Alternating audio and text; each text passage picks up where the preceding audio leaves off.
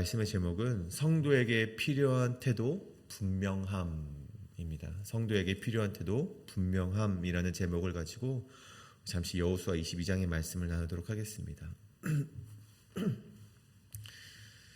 결혼이라는 것이 이 한 남자와 한 여자의 결합을 넘어서 가문의 결합으로 이어지기 때문에 단순히 연애할 때 맞춰가던 것과는 다르게 훨씬 더 다른 수준의 조율이 필요합니다. 이 결혼식의 과정부터 이 집의 문제, 한국을 기준으로 하면 혼수의 문제들, 그런 것들을 맞추어가고 조율을 하는 것이 굉장히 예민하게 필요한 것이 바로 이 결혼이 아닐까 싶습니다. 제가 한 번은 이 양가 부모님께서 이 결혼에 대해서 어떤 것을 원하는 바가 있기 때문에 이쪽 부모님께서 저쪽 부모님에게 어떤 것을 요청하고 또 이쪽 부모님인 저쪽 사돈 어르신께 이러한 것을 요청하는 과정 가운데 그 전달자의 역할을 하는 것이 이 결혼의 당사자이기 때문에 제가 그 말씀을 이리저리 전하다가 뭔가 조금 첨예하게 대립이 될 것 같은 문제가 있으면 그것을 조금 포장을 해서 그것을 전달했던 적이 있었습니다. 제가 그 의도를 다르게 한 것은 아니지만 어떤 A라는 어떤 의견을 전달하셨을 때 이렇게 전달하면은 기분이 나쁘실 수도 있을 것 같은데, 그래서 제가 이 A를 어떤 A-로 조금 이렇게 아름답게 꾸며서 그 말을 이제 다른 부모님께 전달했던 적이 있습니다. 그래서 저는 내가 잘했겠지라고 생각을 했지만 제가 예상한 것과는 다르게 흘러가게 되더라고요. 저는 분명히 아름답게 포장을 해서 이 문제가 첨예하지 않고 부드럽게 흘러가길 원하는 마음 가운데 그 말을 전달을 했지만 오히려 그 문제가 가중이 되고 정말 그렇게 말씀하셨어? 라고 그런 혼란을 주게 되는 일이 제가 결혼을 준비하면서 한번 경험한 적이 있습니다. 결국 그 오해 때문에 제가 그것을 원점으로 되돌이키느라 굉장히 애를 먹었던 기억이죠. 저는 이때 한 가지 깨달은 것이 있습니다. 그것이 무엇이냐면 어떤 말을 전달할 때 또 어떠한 의도를 보여야 할 때 정말 중요한 것이 있다면 상대방이 의심하지 않을 수 있도록 어떤 분명한 태도나 분명한 언어를 말하는 것이 굉장히 중요하구나. 이것을 깨달았던 적이 있습니다. 근데 우리의 신앙도 마찬가지죠. 우리의 신앙을 더 좋아 보이게 만들기 위해 어떤 것들을 덧붙이려는 행위보다 더 중요한 것은 하나님 앞에서 분명한 태도가 더욱 중요하다는 것입니다. 오늘 말씀은 바로 이러한 것들을 우리에게 말을 해주고 있죠. 섣부르게 세우려고 했던 저 세 지파의 이 재단이 오해를 낳게 되고 이스라엘 지파들 가운데 어떤 전쟁으로서 전쟁까지도 이어질 수 있는 그러한 사건을 초래하게 되었다는 것입니다. 저는 오늘 우리 이 말씀을 통해서 한 가지 우리가 깨닫길 바라는 것이 있습니다. 신앙에 있어서 좋은 게 좋은 거지라는 신앙이라든가 아니면 더 좋아 보이게 만들려 하는 것들, 괜찮아 보이고자 하게 하는 인간적인 어떤 생각들이 교회라는 공동체에 오히려 혼란을 줄 수도 있고 오히려 하나님의 영광을 가리우는 일이 될 수도 있다는 것을 우리가 깨닫길 원합니다. 오늘 말씀을 통해서 우리는 그런 것들을 내려놓고 단순하고 분명하고 진실한 태도로 신앙을 이어가는 저와 여러분 되시길 간절히 소원합니다. 오늘 성도에게 필요한 태도 분명함, 첫 번째는 이 분명하지 않은 의도는 공동체의 혼란을 야기한다입니다. 분명하지 않은 의도는 공동체의 혼란을 야기한다. 우리 주일 말씀을 통해서 우리가 함께 맛보았듯 모세를 통해서 이 약속받은 요단의 동편의 땅으로 루벤과 갓과 그리고 므낫세 반지파가 다시 그 땅으로 돌아가게 됩니다.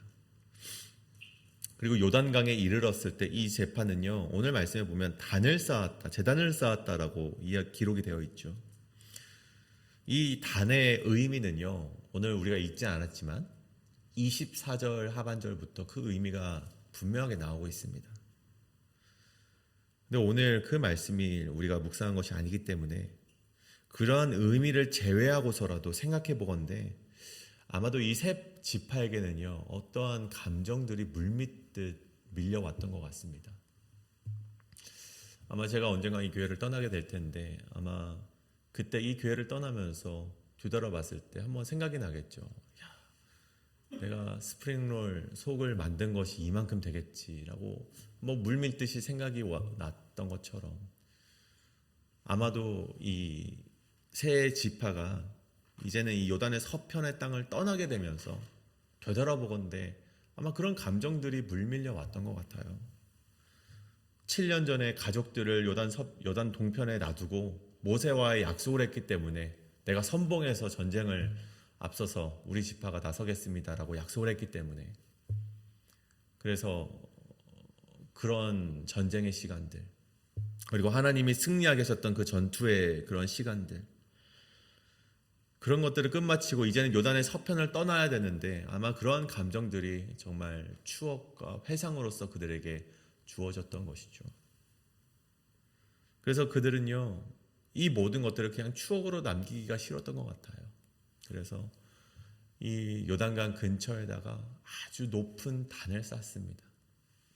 그냥 단도 아닙니다. 오늘 말씀에 가돌 레마레 해가지고 보기에도 아주 큰 단, 이 모든 사람이 멀리서도 손쉽게 볼 수 있는 단을 그들이 쌓게 됩니다. 근데 이것이 바로 문제의 시작이었죠.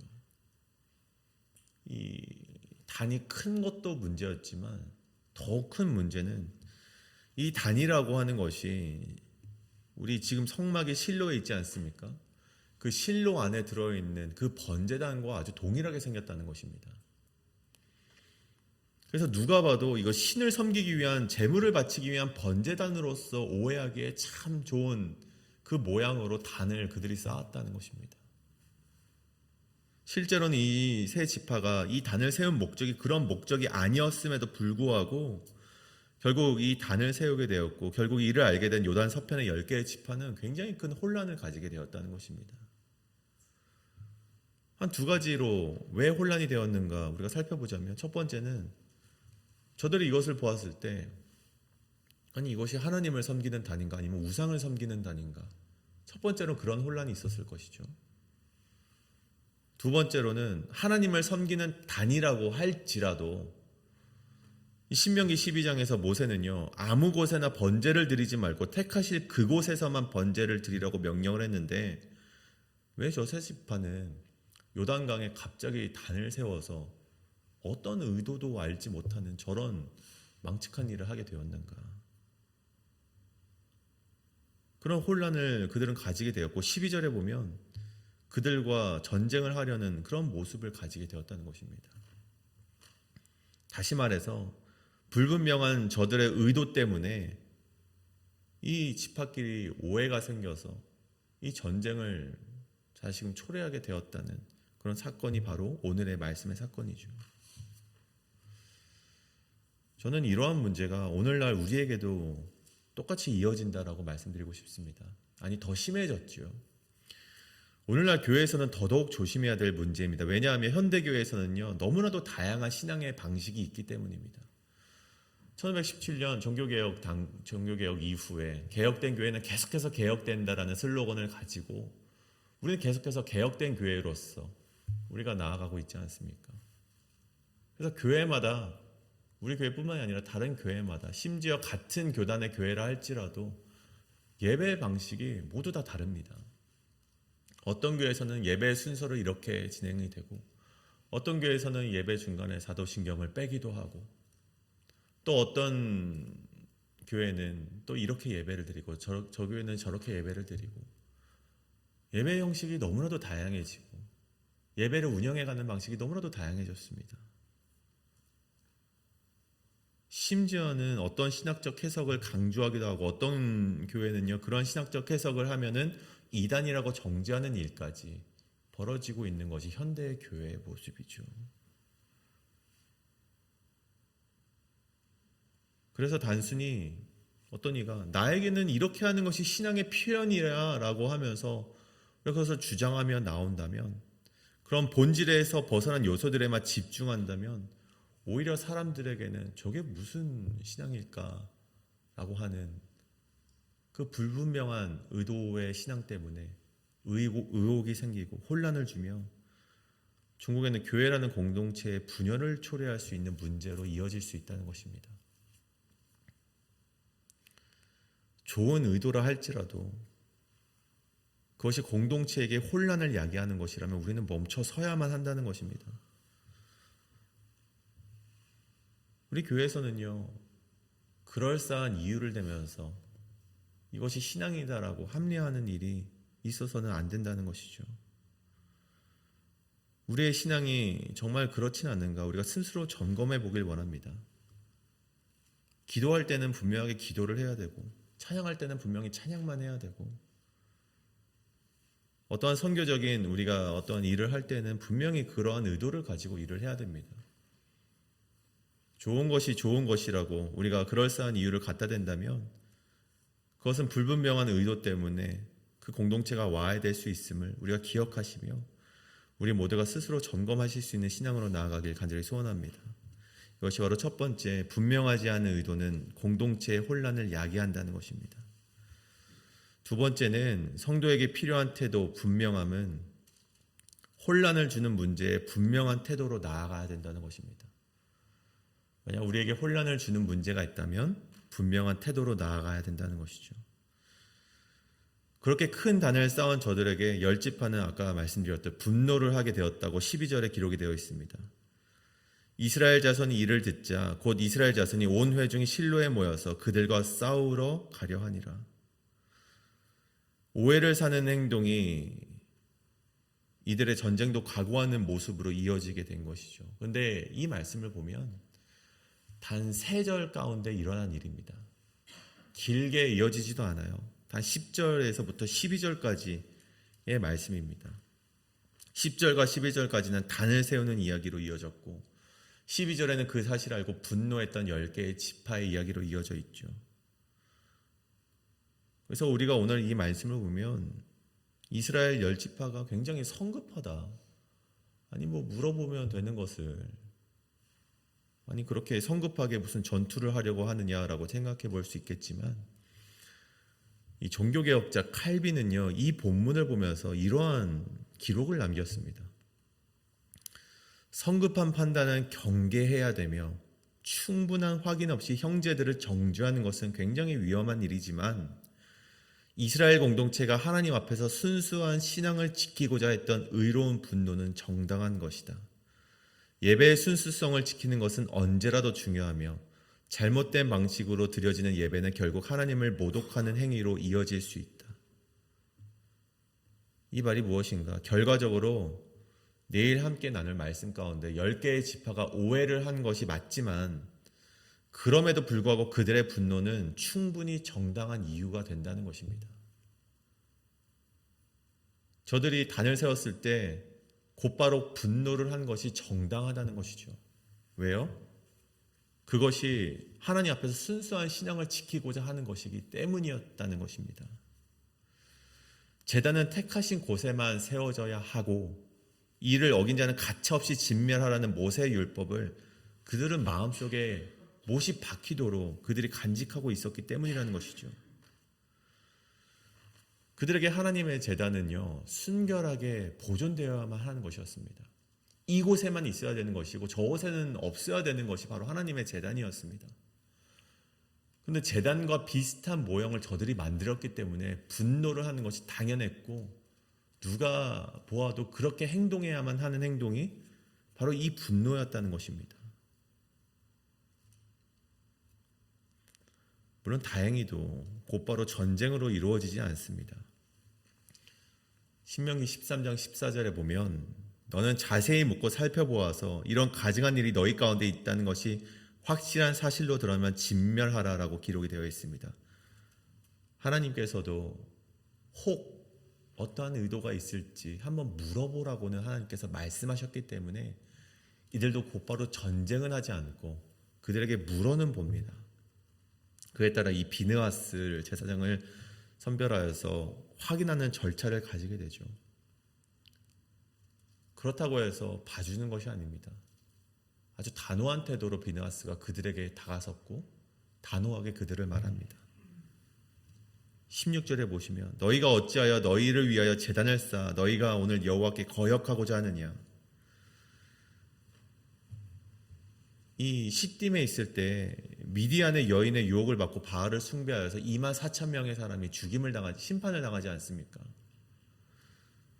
그것을 오늘 이 비느하스가 그들에게 말을 하고 있고, 또 아간의 죄악, 여리고 전투에서 전리품을 취해서 이 아이성에서 그들이 실패했던 것을 그들이 말하면서 이러한 죄악의 결과가 범죄한 당사자뿐만이 아니라 이스라엘 온 지파에게, 이스라엘 온 자손에게 그 죄악이 임했던 것을 말하면서 하물며 너희 세 지파가 이렇게 죄악을 범하는데 하나님께서 가만히 있으시겠냐라고 그들에게 단호하게 말하는 것을 보게 됩니다.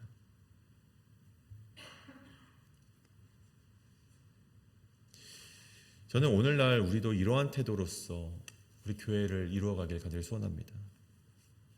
그런데 이러한 태도를 취한다는 것은요, 굉장히 쉬운 일은 아닙니다. 우리 교회라는 공동체 안에서 누군가가 죄악을 저질렀을 때 그 죄악으로 인하여서 우리 공동체가 망가지려 할 때 그것을 바로잡으려 하고 단절하는 것이 쉬운 일일까요? 저는 단언컨대 아무도 하지 못할 일이라고 말씀드리고 싶습니다. 우리 마음속에 하나님이 주시는 의로운 마음 없이는 우리가 그것을 단절하고 그것을 끊어내기란 굉장히 힘든 일이죠. 지난 말씀 속에서도 나누었듯이 하나님의 자비는 분명 따뜻한 것입니다. 하나님의 사랑은 죄인에게도 비추어지는 정말 따뜻한 것이지만 그 안에는요, 따뜻한 것만 있지는 않습니다. 그 안에는 날카로움이 있고 공의라는 분명함이 있다는 것입니다. 하나님께서 예수 그리스도라는 우리 구원자를 이 땅에 보내신 것은 하나님의 자비입니다. 하나님의 사랑이자 하나님의 따뜻함이죠. 근데 여러분, 그 안에 따뜻함만 있겠습니까? 하나님께서 죄악을 용서하시지 않는다는, 죄에는 분명한 핏값이 필요하다는 하나님의 공의가 있었기 때문에, 날카로움과 분명함이 있었기 때문에, 하나님도 그 원칙을 어기시길 원치 않았기 때문에, 그 원칙 때문에 하나님이 사랑하시는 아들 예수 그리스도를 죽일 수밖에 없는 그런 결과가 초래되었다는 것입니다. 여러분, 죄악은 끊어내야만 합니다.